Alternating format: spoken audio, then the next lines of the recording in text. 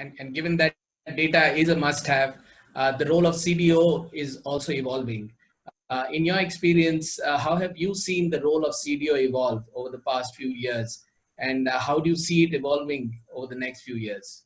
The role is certainly evolving, right? So when early CDOs were appointed, it tended to be what MIT refers to as a defensive position, right? So it was really around roles in a bank or other organizations that focused on data privacy, data security, data quality, fundamental data governance. It was really focused on the internal aspects of the organization. I think if we look at what's happening today, most CDOs today are really focused on how to use data to benefit the organization, increase revenue, build new businesses within the organization around the data. So it's really putting it on the offense as opposed to the defense. And so I think that transformation started a year or so ago, where CDOs that were being appointed were really looking for ways to use data as a differentiator, less so on some of the fundamentals. I think if we look forward, not only will we see significantly more CDOs in organizations, I mean, Gartner is forecasting that within the next few years, nearly 80% of the global organizations will have a formal CDO within the organization. I think we're on that trajectory. We're seeing a lot more CDOs appointed within state governments, within the federal government, within most organizations. And so I think it's going to be pretty pervasive across organizations.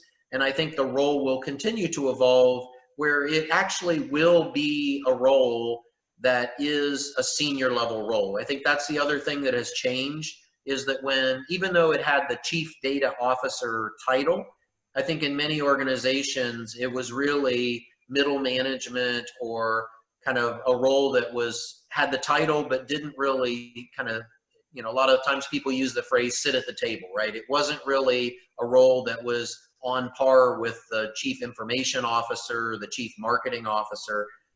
I see a significant change in that today, where we are seeing more CDOs that are peers and actually reporting to the chief executive officer, and their peers to other chief roles within the organization, and really representing data as a key component of the organization. So I think that's going to continue to change over the next several years, and data continues to have more of an impact in the future of organizations.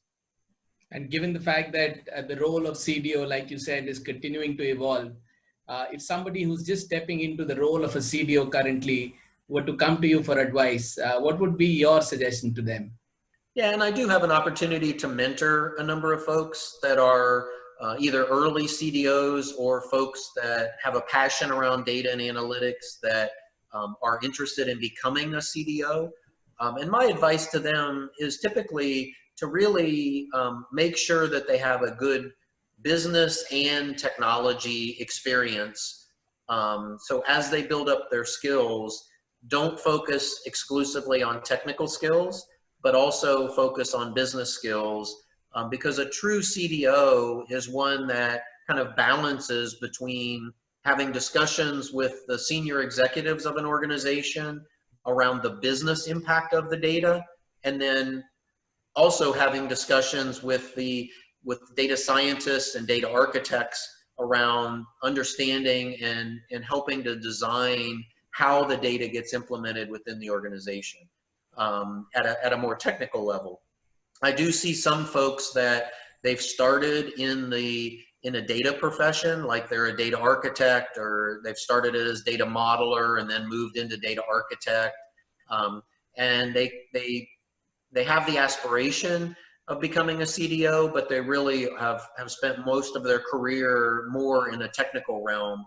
And so that's where the advice is, just make sure that in addition to the technical experience, that they also have an opportunity to really understand the key drivers from a business perspective as well. So how data is going to make a difference to the organization, how those questions are going to be answered. That's critically important in that journey to become a CDO. And those are great points, Mark. I think for anybody who's working in the data and analytics field, this provides a lot of food for thought. I'm glad we covered some very important points from your experience implementing a big data platform to now the role of services and the increasing conversations around cloud computing to what we are looking forward to in the next few years in this field.